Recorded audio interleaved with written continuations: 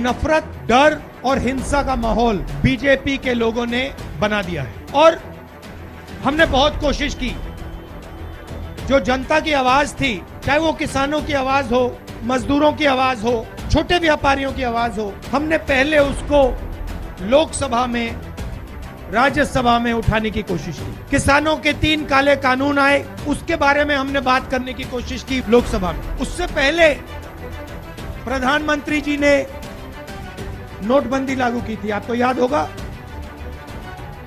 सबको याद है। 500 रुपए, 1000 रुपए का नोट उन्होंने रद्द कर दिया।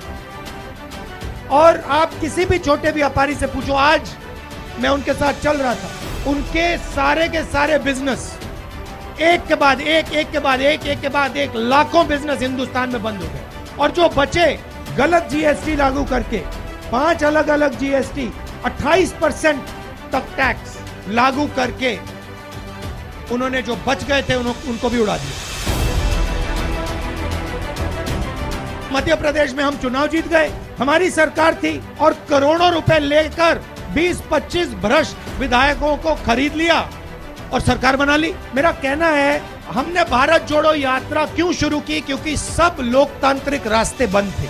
लोकसभा बंद, चुनाव का रास्ता बंद, मध्य प्रदेश में हम चुनाव जीत के आए, प्रेस का रास्ता बंद, बाकी जो संस्थाएं, इंस्टीट्यूशन है, उनको सबको आरएसएस, बीजेपी ने पकड़ रखा है, अपने लोग भर रखे हैं, जुडिशरी पे दबाव डाल रखा है, कोर्ट्स पे दबाव डाल रखा है। तो हमने सोचा एक ही रास्ता है और कोई रास्ता बचा नहीं है। सड़क पे उतरो, जनता से गले लगो, किसानों की बात सुनो, मजदूरों की बात सुनो, छोटे व्यापारियों की बात सुनो और उनसे सीधा जाके जुड़ जाओ।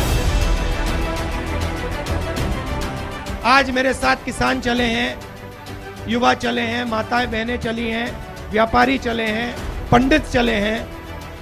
मैं बोलता नहीं हूं, मैं सुनता हूं। 2-3 सवाल पूछता हूं, कैसे हो, परिवार कैसा है, क्या कर रहे हो, क्या मुश्किल है, किन चीजों को बदला जा सकता है, यह सवाल पूछता हूं और सुनता हूं। 8 घंटे सुनता हूं और घड़ी देख लेना आप, 15 मिनट 20 मिनट में बात करता हूं, मतलब 8 घंटे आपकी मन की बात चलती है, 15 मिनट मेरी मन की बात चलती है। किसी ने मुझे कहा, ओ आप 2000 किलोमीटर चल लिए, यह कोई मुश्किल काम नहीं है। हिंदुस्तान का किसान 2000 नहीं, अपनी जिंदगी में 30-40 हजार किलोमीटर चलता है, आगे पीछे खेत में, सही बात नहीं, इन्हीं सड़कों पे चलता है, तो असली काम वो करता है। अब उसको क्या जरूरत होती है?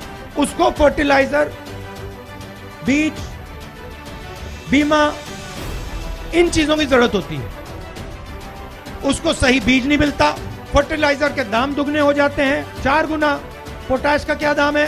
2200, पहले क्या होता था? 400।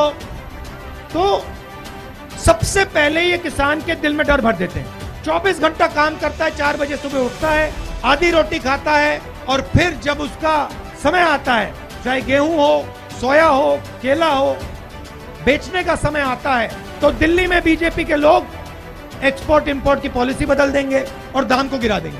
तो पूरी की पूरी मेहनत 2-3 दिन में गायब हो जाती है। एमएसपी नहीं दिलवाएंगे, और अगर किसी किसान का खेत बर्बाद हो जाए, आंधी आ जाए, तूफान आ जाए, बीमा का पैसा मध्य प्रदेश में उसको नहीं मिल सकता।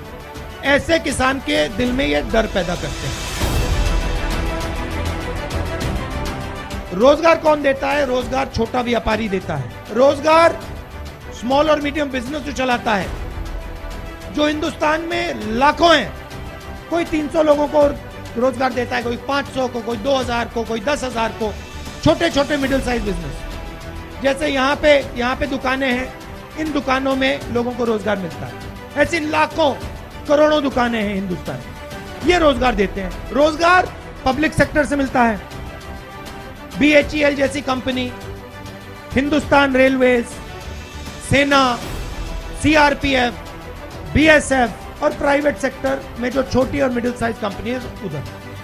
अब इन्होंने क्या किया? युवाओं को डराने के लिए सबसे पहले इन्होंने नोटबंदी, GST लागू की, और जो रोजगार देने की रीढ़ की हड्डी उसको उड़ा दिया। तो आज हिंदुस्तान में युवाओं को रोजगार नहीं मिल सकता। खत्म। अगर एक युवा इस झंडे की रक्षा करना चाहता था तो हिंदुस्तान की सरकार उससे हाथ मिला के कहती थी, आपने अपनी जिंदगी इस झंडे को दी, आपकी जिंदगी भर की रक्षा हिंदुस्तान की सरकार आपकी करेगी। ये रिश्ता था। अब ये रिश्ता, ये पवित्र रिश्ता, इस रिश्ते को नरेंद्र मोदी जी ने तोड़ दिया। कैसे तोड़ा?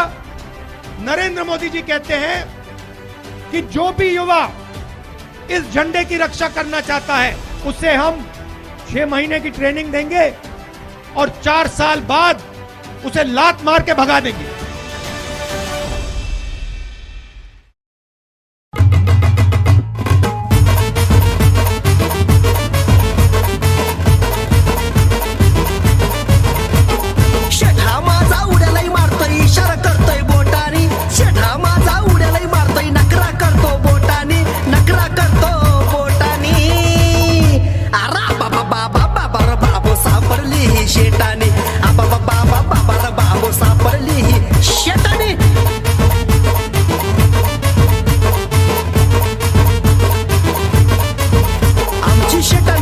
वेट नका शेट करू हो लेट, नका शेट करू हो लेट,